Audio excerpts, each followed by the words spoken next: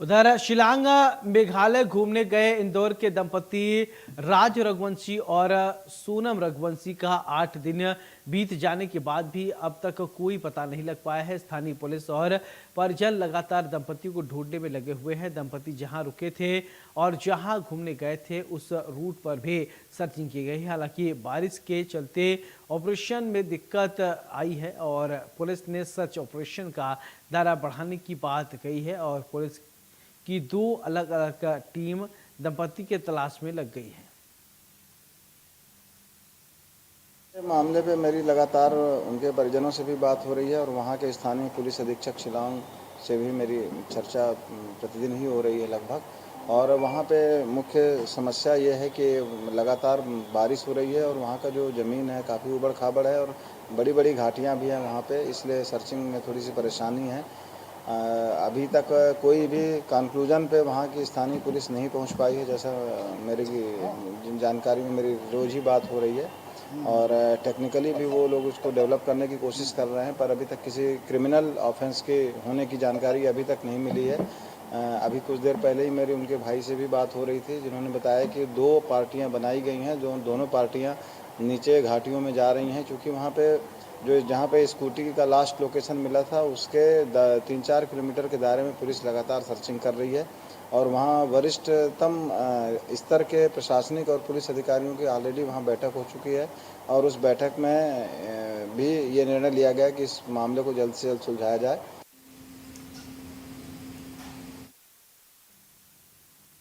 तो 8 दिन बीत जाने के बाद भी बताया जा रहा है कि अभी परेशानी हो रही, बारिश के कारण सर्चिंग में हो रही है परेशानी।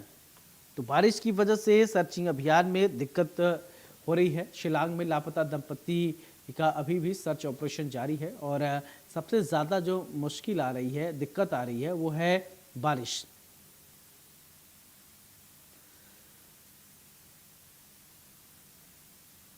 तो बारिश की वजह से दिक्कत आ रही है। इंदौर क्राइम ब्रांच ने एक बड़ी कार्रवाई करते हुए बताया जा रहा है कि अभी सर्च ऑपरेशन लगातार जारी है।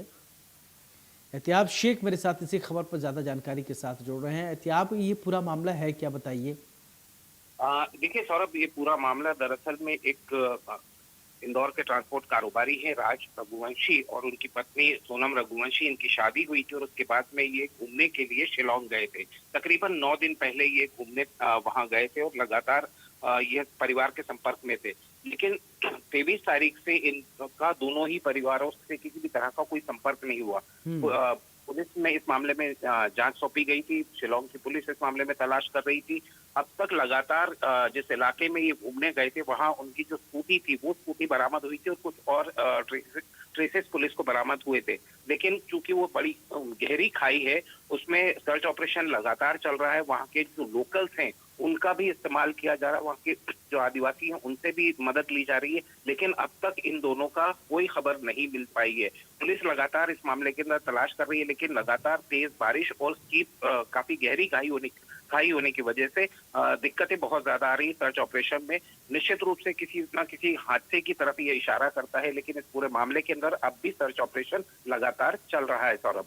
अच्छा, सर्च ऑपरेशन में लगे लोगों से कोई कुछ इनपुट्स मिल पाया है क्या? उनसे कुछ बातचीत, संपर्क साधने की कोई कोशिश की गई क्या आपकी तरफ से? सौरभ, देखिए लगातार इस मामले के अंदर ये कहा जाए कि मध्य प्रदेश की सरकार की तरफ से मुख्यमंत्री मोहन यादव ने स्वयं इस पूरे मामले का संज्ञान लिया था, वहां के मुख्यमंत्री से बात की थी।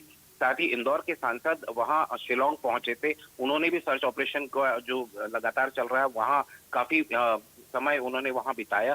लेकिन जो आसपास से इनपुट्स मिल रहे हैं वो इनपुट्स ये है कि वो बेहद खतरनाक इलाका माना जाता है इन टर्म्स ऑफ जो कि वो बिगड़ इलाका है। और जिस इलाके के अंदर ये घूमने गए थे वहाँ खाई बहुत गहरी बताई जा रही है। पहले अंदेशा ये था कि किसी तरह की आपराधिक घटना भी हो सकती है। हालांकि इस मामले से अभी फिलहाल किसी भी तरह का कोई इनकार नहीं किया गया है, लेकिन तलाश लगातार हो रही है। ड्रोन से भी तलाश करने की कोशिश की गई थी, लेकिन ड्रोन से भी किसी तरह का कोई ट्रेस अभी तक मिल नहीं पाया है। जी, पुलिस लगातार जांच कर रही है। दोनों ही स्टेट की जो अथॉरिटीज है वो एक दूसरे से इस मामले के अंदर अपने जो इनपुट्स हैं वो साझा करते हुए नजर आ रहे हैं। जी चलिए एहतियाब, बहुत बहुत शुक्रिया तमाम जानकारी के लिए।